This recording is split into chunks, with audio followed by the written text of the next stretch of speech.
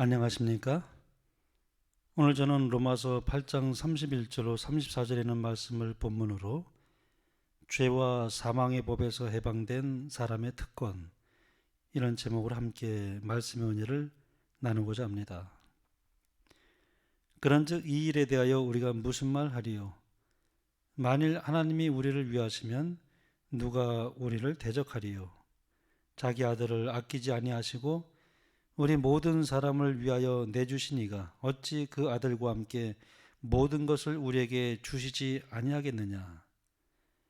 누가 능히 하나님께서 택하신 자들을 고발하리요? 의롭다 하신 이는 하나님이시니 누가 정죄하리요? 죽으실 뿐 아니라 다시 살아나신 이는 그리스도 예수시니 그는 하나님 우편에 계신 자요 우리를 위하여 간구하시는 자시니라. 오늘 본문은 이러한 말씀으로 시작되고 있습니다. 그런즉 이 일에 대하여 우리가 무슨 말 하리요? 그러면 이 일이란 무엇인가? 이 일은 그런즉이라는 접속사와 연결되어 있습니다. 그러니까 이 일이라는 것은 사도 바울이 앞서 로마서 8장에 언급한 것들을 가리킵니다. 사도 바울은 로마서 8장에서 죄와 사망의 법에서 해방된 일에 대해서 이렇게 말하였습니다. 이는 그리스도 예수 안에 있는 생명의 성령의 법이 죄와 사망의 법에서 너를 해방하였습니다. 여기에 두 가지 원리가 나옵니다. 하나는 죄와 사망의 법입니다. 또 다른 하나는 생명의 성령의 법입니다. 그런데 사도 바울은 죄와 사망의 법에 대해서 로마서 7장 15절에 이렇게 고백을 합니다. 나의 행하는 것을 내가 알지 못하노니 곧 원하는 이것은 행하지 아니하고 도리어 미워하는 그것을 함이라. 이 말씀은 사도 바울이 마음으로는 원하는 것이 있는데 그 원하는 것을 하지 않고 반대로 원하지 않는 것을 한다고 하는 고백입니다. 계속해서 18절과 19절을 보면 내 속 곧 내 육신에 선한 것이 거하지 아니하는 줄을 아노니 원함은 내게 있으나 선을 행하는 것은 없노라. 내가 원하는 바 선은 하지 아니하고 도리어 원치 아니하는 바 악은 행하는도다. 바울은 현재 자신의 상태를 있는 그대로 적나라하게 고백하고 있습니다. 그는 회심을 한 후에도 선과 악 사이에서 투쟁하고 있음을 고백합니다. 어떤 사람들은 예수님을 믿으면 아무런 투쟁도 없이 사는 줄로 생각합니다. 그러나 그렇지 않죠. 오히려 예수님을 믿기 전보다 더 큰 투쟁과 고민이 생길 수 있습니다. 성화된생의 7페이지, 그들이 그리스도의 품성대로 살기 위해 마음을 더욱 연마하고 그리스도의 거룩한 형상에 더 가까이 나아가면 나아갈수록 더욱 뚜렷이 흠없는 완전함을 불가능할 것이며 더 깊이 자신의 결점을 느끼게 될 것이다. 더 하나 보겠습니다. 그리스도의 품성을 명상하고 그분의 구원하신 능력을 체험할수록 우리는 더욱 예민하게 자신의 연약함과 불완전함을 깨닫게 될 것이며 그리스도를 더욱 진지하게 우리의 능력과 구속자로 바라보게 될 것이다. 왜 그럴까요? 그것은 죄의 법과 생명의 법이 충돌하기 때문입니다. 예수님을 믿기 전에는 오직 한 가지 죄의 법이 지배하였습니다. 그러나 예수님을 믿으면 우리 안에 생명의 성령의 법이 들어갑니다. 그래서 그 전에 전혀 경험하지 못했던 투쟁을 경험하는 것입니다. 산상보험 30페이지입니다. 그들은 그리스도를 따르는 동안 쓰라린 투쟁을 경험한다. 그들은 그 길을 감내해야 하며 처절한 실망을 맛보기도 한다. 그러나 그들의 고통스러운 경험은 죄의식을 일깨워주고 죄로 인한 비애를 그들에게 가르쳐 주므로 그들은 죄를 가증하게 보게 된다. 그리스도인의 생애는 하나의 싸움이며 진군이다. 인류가 지금껏 싸운 가장 큰 싸움은 자아를 하나님의 뜻에 굴복시키는 것이다. 하나 더 보겠습니다. 하나님께서는 사람들이 세상은 물론 가까운 친구들까지도 알지 못하는 수많은 시험들, 곧 가정과 마음 속에서 일어나는 시험들을 대항하고 있는 것을 보신다. 그분은 사람들이 자신의 연약함 때문에 심령을 겸비하게 하고 또 단 하나의 악한 생각 때문에 진심으로 회개하는 것을 보신다. 그분은 사람들이 자기 자신과의 격렬한 투쟁을 하는 것을 지켜보시고 그들의 승리를 주목하신다. 계속해서 로마서 8장 22절로 23절 말씀을 보겠습니다. 내 지체 속에서 한 다른 법이 내 마음의 법과 싸워 내 지체 속에 있는 죄의 법 아래로 나를 사로잡아 오는 것을 보는도다. 바울은 스스로 하나님을 섬기고 하나님의 말씀대로 살고 싶어 하지만 자신의 의지와는 상관없이 자꾸 죄의 법 아래로 나를 사로잡아 오는 세력이 있다고 그렇게 고백합니다. 그래서 바울은 24절에 이렇게 절규합니다. 오라 나는 권고한 사람이로다. 이 사망의 몸에서 누가 나를 건져내랴. 바울은 스스로에게 죄의 법을 이길 힘이 전혀 없음을 깨닫고 절망합니다. 그런데 이런 바울의 모습이 우리의 모습이라고 하는 사실입니다. 로마서 7장 14절부터 24절까지 말씀에서 1인칭인 나는, 내가, 나, 내라고 하는 단어가 23번이나 언급되어 있습니다. 이것은 바울에게만 해당되는 말이 아니죠. 예수님을 믿는 저와 여러분에게도 해당되는 말입니다. 우리는 우리 스스로 죄의 법으로부터 해방될 수가 없습니다. 바울은 24절까지 말씀에서 오라 나는 권고한 사람이로다. 이 사망의 몸에서 누가 나를 건져내랴. 그렇게 탄식하다가 25절에 와서는 갑자기 논조를 바꾸고 있습니다. 25절 말씀을 보겠습니다. 우리 주 예수 그리스도로 말미암아 하나님께 감사하리로다. 그런즉 내 자신의 마음으로는 하나님의 법을, 육신으로는 죄의 법을 섬기노라. 그렇게 고백합니다. 그는 이제 구원자이신 예수님을 바라봄으로 승리의 길을 열어주신 하나님께 감사하고 있습니다. 그러면서 바울은 이렇게 고백합니다. 만일 하나님이 우리를 위하시면 누가 우리를 대적하리요? 여기서 만일이라는 말은 헬라어로 에이라고 하는 말인데 이것은 불확실한 의심이 아니라 확실한 사실에 대한 논리적 가정을 말합니다. 하나님이 우리를 위하신다는 말은 그러므로 그분이 우리의 편이 되어주신다고 하는 말씀입니다. 만일 하나님이 우리를 위하시면 여기서 우리라는 말 대신에 저와 여러분의 이름을 거기에 각자 넣어서 말할 수 있습니다. TV 다큐멘터리에서 백두산 호랑이를 생포하는 장면을 보았습니다. 사냥개가 백두산 호랑이를 끝까지 추적하고 바위 구석에까지 몰고 갑니다. 무서운 호랑이의 포효와 그 공격 앞에서 사냥개들이 전혀 굴하지 않고 끝까지 덤비는 광경을 볼 수가 있습니다. 그 사냥개들의 그처럼 굴하지 아니하며 호랑이가 점점 뒤로 주춤주춤 물러서는 것입니다. 어떻게 개가 감히 호랑이에게 그렇게 겁도 없이 덤빌 수가 있는가? 그것은 바로 그 뒤에 어떤 맹수라도 제압할 수 있는 포수가 총을 들고 서 있기 때문입니다. 미는 데가 있으니까 사냥개들이 호랑이 앞에서도 그렇게 결사적으로 달려드는 것입니다.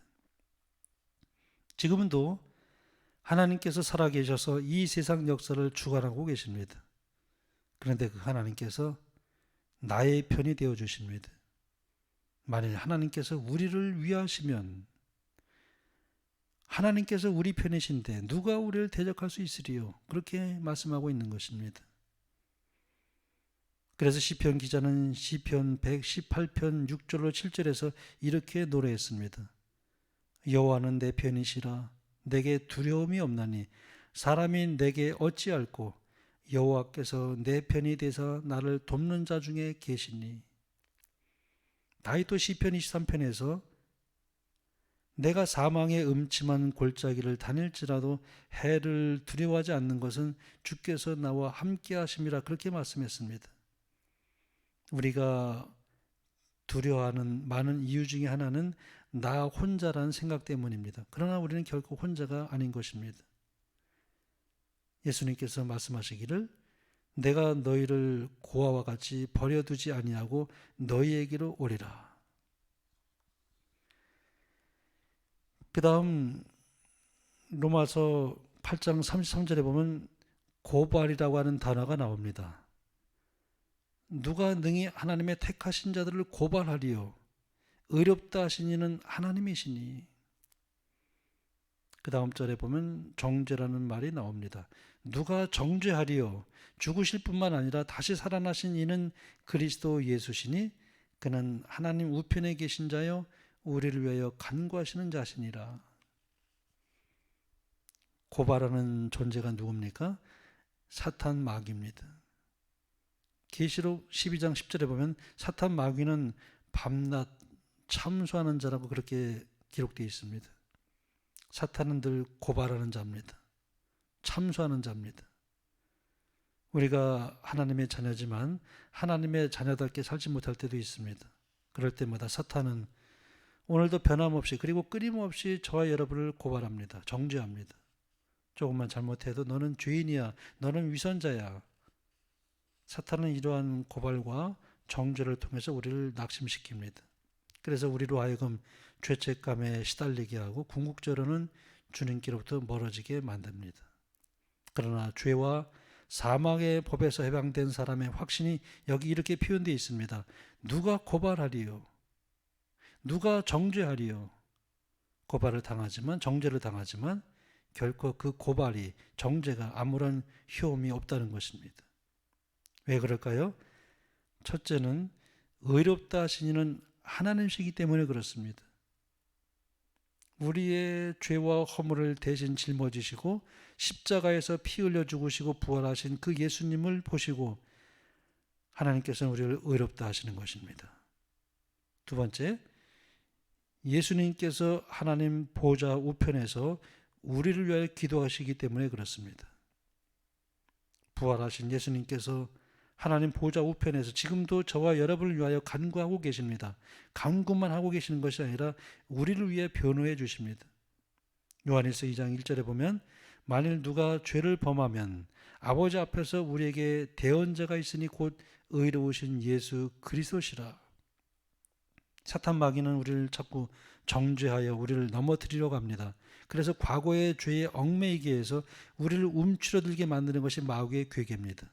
그러나 우리는 그리스도 예수 안에 있습니다. 하나님께서는 이미 우리를 의롭다고 선언하셨습니다. 우리에게는 결코 정죄함이 없는 이유가 우리가 착하게 살아서가 아니라 이유는 단 한 가지입니다. 우리가 그리스도 예수 안에 있기 때문에 그렇습니다. 예수 그리스도께서 우리의 피난처가 되시기 때문에 그렇습니다. 죽음의 천사가 애굽 땅을 지나갑니다. 애굽 사람들이 살고 있는 집에는 죽음이 찾아왔습니다. 큰 통곡이 있었습니다. 그러나 이스라엘 백성들이 살고 있는 집에는 아무런 일이 일어나지 않았습니다. 죽음의 천사가 넘어간 것입니다. 그것은 이스라엘 백성들이 사는 집에는 어린 양의 피가 문설주에 칠해져 있었기 때문이었습니다. 마찬가지로 우리가 예수 그리스도 안에 있으면 결코 정죄함이 없는 것입니다. 이스라엘 백성들이 여리고성을 멸할 때도 마찬가지였습니다. 여리고성 안에 있는 사람은 다 멸망했습니다. 그러나 기생 라합의 집에 있는 사람들은 모두 살았죠. 그것은 그 라합의 집에 붉은 줄이 드리워져 있었기 때문에 그렇습니다. 마찬가지입니다. 예수 그리스도께서 피난처가 되시기 때문에 예수 그리스도 안에 있는 자에게는 결코 정죄함이 없습니다. 우리는 이미 사망에서 생명으로 옮겨진 바 된 사람들이기 때문에 그렇습니다. 마귀는 간교합니다. 그래서 자꾸만 우리를 정죄해서 우리를 넘어뜨리려고 합니다. 그럴 때마다 우리는 로마서 8장 1절의 말씀으로 우리가 이겨나가야 합니다. 그러므로 이제 그리스도 예수 안에 있는 자에게는 결코 정죄함이 없나니. 마틴 루터가 종교개혁을 할 때에 어느 날 서재에 앉아 있었는데 갑자기 마귀가 나타났습니다. 그리고 종이에 가득 쓴 것을 루터에게 보여주었습니다. 그 종이에 쓴 것을 한참 들여다본 루터가 앞이 캄캄했습니다. 자기가 오래전에 지은 죄들을 낱낱이 기록해 놓은 죄의 목록이었습니다. 이제는 너무 오래돼서 가물가물하기까지 했던 죄들을 마귀가 아주 빠짐없이 다 적어 놓은 것이었습니다. 마귀가 다시 그 뒷면까지 보여주었습니다. 자세히 보았더니 요사이 지은 죄들 다 기록해 놓았습니다. 마귀는 비웃는 얼굴로 루터를 향해서 말했습니다. 이 기록들이 모두 사실이냐? 이런 더러운 네가 무슨 종교를 개혁한다고? 너나 똑바로 살아라. 이때 루터가 아무 말도 할 수가 없었습니다. 머리를 숙이고 풀이 주고 앉아 있었는데 뒤에서 또렷이 들리는 음성이 있었습니다. 루터야, 네 모든 죄를 내가 내 피로 다 씻었다. 너를 정죄할 자는 아무도 없다. 이 음성을 듣는 순간 루터가 정신이 번쩍 들었다고 했습니다. 그리스도 예수 안에 있는 자에게는 결코 정죄함이 없나니 하는 이 로마서 8장 1절의 말씀이 생각난 것이었습니다. 그래서 루터가 새 힘을 얻어 책상에 놓여있던 임급병을 들고서 벽에 던지며 외쳤다고 합니다. 그리스도 예수 안에 있는 나에게는 정죄함이 없다. 누가 나를 정죄할 것이냐. 그러자 마귀가 어디론지 사라지고 말았다고 하는 말씀입니다. 사탄은 우리의 마음을 전능하신 조력자로부터 떨어뜨리고 우리 영혼의 타락상을 곰곰이 생각하게 하려고 애를 쓴다. 그러나 예수님께서는 과거의 죄악을 보시지만 그분의 용서를 말씀하신다. 죄책감은 십자가 그늘 밑에 내려놓아야 한다. 그렇지 않으면 그것은 생명의 샘에 독을 투입하게 될 것이다. 사탄이 그대를 위협할 때 그에게서 돌아서서 하나님의 약속들로 그대의 영혼을 위로하라. 그분께로 가서 말하라. 주님, 저의 짐이 저에게 너무 무거워서 지고 갈 수가 없습니다. 주님께서 저를 위해 져주시겠습니까? 그러면 주님께서 대답하실 것이다. 내가 그것들을 가져가리라. 영원한 자비로 너를 긍휼히 여기리라. 내가 그대의 죄들을 취하고 그대에게 평안을 주리라. 자신을 존중히 여기는 마음을 더 이상 떨어뜨리지 말라. 이는 내가 내 자신의 피값으로 그대를 샀기 때문이다. 그대는 나의 것이다. 그대의 약화된 의지를 내가 굳세게 하리라. 그대의 죄책감을 내가 제거하리라. 유혹이 그대를 엄습할 때, 근심과 걱정이 그대를 둘러쌀 때, 좌절당하고 낙심되어 절망 상태에 빠지고자 할 때 예수님을 바라보라. 그리하면 그대를 둘러싸고 있는 어두움이 그분께서 임재하시는 밝은 빛에 의하여 사라지고 말 것이다. 죄가 그대의 심령을 지배하려고 싸우고 양심을 무겁게 할 때 구주를 바라보라. 그분의 은혜는 죄를 정복하기에 넉넉하다. 불안으로 떨릴 때 감사한 마음으로 그분께 돌아가라. 그대 앞에 놓여있는 소망을 굳게 붙잡으라. 그리스도께서는 그대를 당신의 가족으로 입적시키고자 기다리고 계신다. 그분의 능력은 그대의 연약함을 도와줄 것이다. 그분께서는 그대를 한 걸음씩 인도하실 것이다. 증언의 말씀을 하나 더 읽고 말씀을 마치겠습니다. 그리스도께서 온몸을 통하여 나누어 주시는 사랑은 하나의 생명력이며 뇌, 심장, 신경 등과 같은 모든 중요한 부분을 치료하는 일을 촉진시킨다. 그것은 생명력을 파멸시키는 죄책감과 슬픔, 근심과 걱정에서 심령을 해방시켜준다. 거기에서 평온과 안정이 온다. 그것은 어떤 세속적인 파괴할 수 없는 기쁨, 성령 안에 있는 기쁨, 건강을 주고 생명을 주는 기쁨을 심령 속에 심어준다. 이러한 은혜와 특권을 누리시게 되는 여러분과 제가 되길 바라며 말씀을 마치겠습니다. 기도드리겠습니다. 하늘에 계신 우리 아버지, 하나님 앞에서 사탄이 늘 우리를 고발하고 정죄하고 있지만 그리스도 안에서 우리를 의롭다 하시고 변호하시는 주님의 은혜를 인하여 감사합니다.